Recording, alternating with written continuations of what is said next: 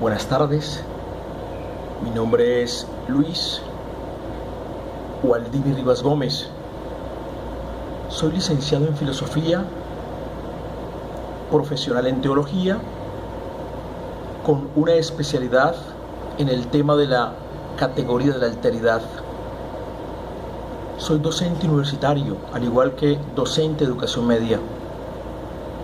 En estos momentos estoy cursando la maestría en docencia universitaria en la Universidad Fermín Toro.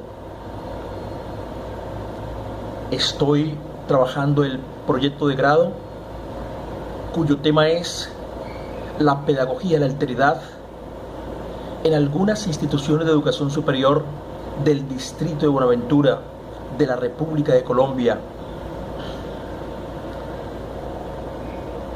Una de las asignaturas que estamos viendo en el segundo trimestre es planificación estratégica. Asignatura tutoreada por el coronel de la Armada Venezolana y magíster en educación profesor Douglas Pastor Barraez. El profesor Douglas nos ha dejado una actividad cuyo nombre o cuya denominación se llama Gerencia del siglo XXI. A esa gerencia del siglo XXI yo quise iluminarla a la luz de la persona de Jesús, el Hijo de Dios hecho hombre, que vino al mundo en el siglo I para salvarnos del pecado. Antes de empezar a definir, quiero definir, mejor dicho, qué es gerencia. Y lo voy a hacer a la luz de la Real Academia de la Lengua Española. La gerencia es la dirección, coordinación de una empresa, de un área determinada, departamento o de una institución. Aquel que gerencia lo hace en los temas anteriores expuestos. Puede también decirse que la dirección orienta los esfuerzos y recursos de una determinada dirección. Su objetivo es maximizar los beneficios obtenidos o las utilidades. La gerencia nos lleva a la praxis, a lo pragmático. Otra definición que podríamos plantear de la gerencia es una ciencia que enseña la más eficiente forma de conducir empresas hacia metas previamente fijadas. La gerencia es un proceso social, integral, intuitivo. La gerencia, o mejor dicho, una buena gerencia, se pone en los hombros de la responsabilidad para planear, regular y ejecutar las operaciones de una empresa, de un negocio, de un comercio, de una institución, que ponga en riesgo sus lucros en una actividad financiera, comercial o administrativa. La gerencia es un arte, y como arte o técnica dirige e inspira a los demás con base en un profundo y claro conocimiento de la naturaleza humana. Puedo también plantear a todas luces, y quiero hablar de la gerencia en la Biblia. Quiero hacer un recorrido histórico de este concepto, de esta realidad. En la Biblia, la Biblia no es un libro ni de administración ni de negocios, pero sí la Biblia es un libro que contiene leyes y principios inmutablemente exactos sobre ciencia y administración. Además, estos conceptos y consejos morales nos llevan a una realidad total, a la verdad. Y lo quiero plasmar, ese concepto de verdad, en una cita bíblica, Juan 14:6, cuando Jesús dice: yo soy el camino, la verdad y la vida. No olvidemos que muchos personajes bíblicos fueron gerentes desde una concepción bíblica.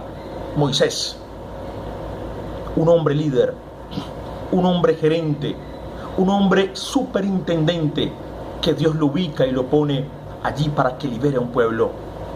Y este hombre, que fue un gerente, dirigió, guió, orientó. Y este hombre, que fue un buen gerente, tuvo unas características especiales, entre ellas, entre las que podemos destacar, una madurez de carácter, una exhortación para censurar, un hombre que no era terco, razonable, un hombre que no era belicoso ni propenso a la ira, un hombre probado en probidad, en actitud y sobre todo pasión para el servicio. Continuando con el recorrido histórico, voy a hablar del gerente o la gerencia, cómo se concibe en el medioevo. En el medioevo, siglo IV después de Cristo hasta siglo XV y XVI, se centra en el teocentrismo. La iglesia es la reina de la época. Dios es centro de todo. Hay que tener en cuenta que en esta época la iglesia avasallaba al ser humano con su poder. Y la gerencia de la época era una gerencia esclavizante, una gerencia que se dirigía solamente a lo que decía la iglesia y nadie podía decir algo diferente. En el caso, por ejemplo, de Galileo Galilei, que fue quemado porque dijo que el centro del universo era el sol y la tierra concebía un geocentrismo. Después de este periodo aparece el Renacimiento y la Ilustración, periodos donde se usa la razón, donde la razón impera sobre la fe, donde aparecen ya elementos importantes o conceptos como capitalismo y socialismo. El capitalismo se concibe como la capacidad que tiene el hombre para producir y producir y producir, y el socialismo es una concesión en donde la productividad, la gerencia es a base de un grupo social. En el mundo contemporáneo actual, en el nuestro, hay dos posturas que se hacen bastante relevantes: la postura capitalista americana y la postura socialista de la Unión Soviética.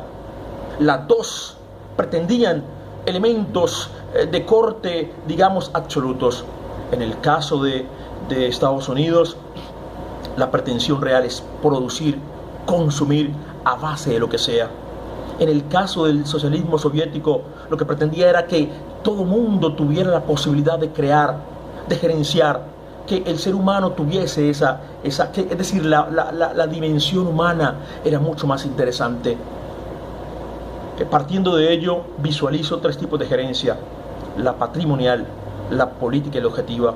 La patrimonial es una gerencia que tiene que ver de una concesión familiar, cómo la familia maneja todo lo que tiene que ver con sus negocios.